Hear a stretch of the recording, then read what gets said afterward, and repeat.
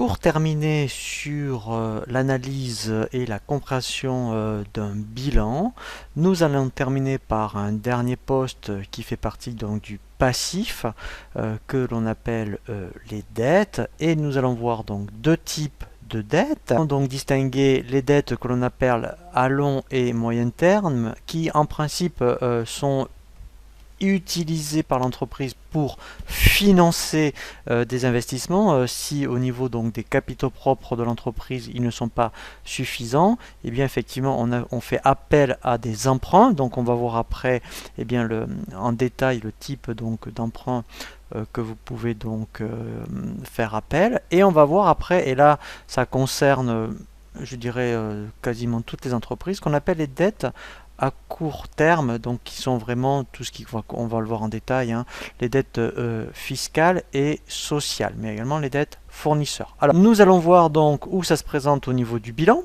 Voilà, donc ici au niveau des dettes, vous avez ici ce qu'on appelle un poste emprunt. Donc là, un poste emprunt, c'est donc normalement lorsque on fait appel à des emprunts pour financer, vous voyez, cette partie-là. Et ensuite, après, vous avez, donc ça c'est ce qu'on appelle les dettes à plus d'un an. Et après, nous allons voir les dettes à court terme, qui concernent, vous voyez, donc les dettes fournisseurs, les dettes sociales et fiscales, voire les autres dettes. Donc on va voir maintenant en détail chaque type de dette ici que vous pouvez rencontrer dans votre bilan. Les emprunts et dettes financières, donc voilà, c'est vraiment lorsque vous faites appel à des emprunts auprès des établissements de crédit pour financer des investissements. Donc au niveau, vous voyez, des comptes comptables, c'est le compte 164. Donc là effectivement, eh bien, vous démarrez une activité ou même vous avez déjà plusieurs exercices d'antériorité, et vous voulez donc investir, et peut-être qu'au niveau des capitaux propres, vous n'avez pas des ressources suffisantes. Eh bien vous allez faire appel auprès de votre banque, par exemple, pour demander un emprunt, pour financer un investissement. Et bien ça sera donc dans le poste emprunt, et on appelle ça donc les emprunts et dettes financières. Et vous, quand vous allez le saisir en compta, ça sera le poste 164. Ensuite, voilà, ce que vous allez avoir le plus souvent, c'est ce qu'on appelle les dettes à moins d'un an. Alors, on va commencer par tout ce qu'on appelle fournisseurs et contrats attachés. Donc, ça va vous parler, hein, le fournisseur. Donc, vous voyez, c'est quand vous saisissez des factures et que donc vous l'affectez au compte 401. Et bien, toutes les factures donc qui sont au mois de décembre. Alors, on prend un exemple, hein, un exercice 1er janvier 31/12. Vous avez donc, vous recevez des factures au mois de décembre que vous nous réglez peut-être donc après en janvier. Eh bien, vous allez donc, puisqu'elles ne sont pas encore réglées, elles vont se trouver dans le compte 401. Donc, on va les retrouver ici à ce niveau-là. Donc, vous voyez, dette fournisseur. Voilà, donc c'est là, toutes les dettes fournisseurs qui ne sont pas réglées, donc de celles de décembre, hein, notamment, eh bien, on les retrouve à ce niveau-là. Voilà. Donc après, effectivement, on a ce qu'on appelle les dettes sociales et fiscales.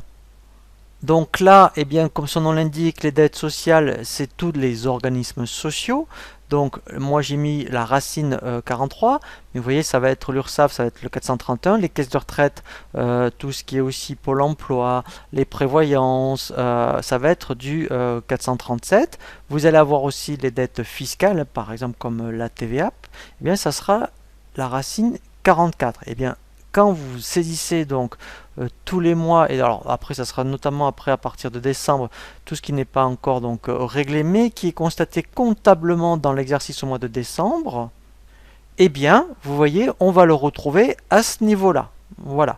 Et après, vous pouvez avoir ce qu'on appelle autre dette. Alors, autre dette, c'est quoi? Donc, si après, c'est ça qui est intéressant, parce que vous avez un bilan et que vous essayez de retrouver les montants par rapport à votre comptabilité. Autre dette, alors ça peut être ici, c'est ce qu'on appelle, vous voyez, comme, alors, pourtant c'est des clients, mais quand, mettons, vous avez donc des acomptes reçus sur commande, mais que vous n'avez pas encore fait la prestation, et donc vous n'avez pas facturé, eh bien, en fait, c'est un peu étonnant, hein, mais on l'affecte dans autre dette. On l'avait vu pour le fournisseur, c'était les avances pour les fournisseurs, vous n'aviez pas encore été livré, c'était à l'actif. et bien là c'est au passif et c'est dans tout ce qui avance, c'est comptes rattachés ou autre dette. Après tout dépend comment c'est intitulé.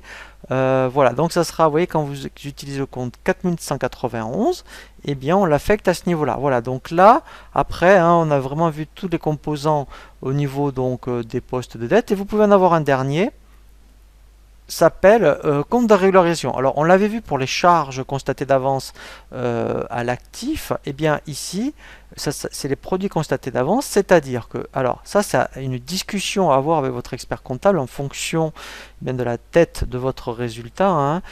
Si donc vous avez fait une bonne année et que vous ne voulez pas non plus être trop imposé entre guillemets, et bien vous ne constatez pas des produits constatés d'avance, hein.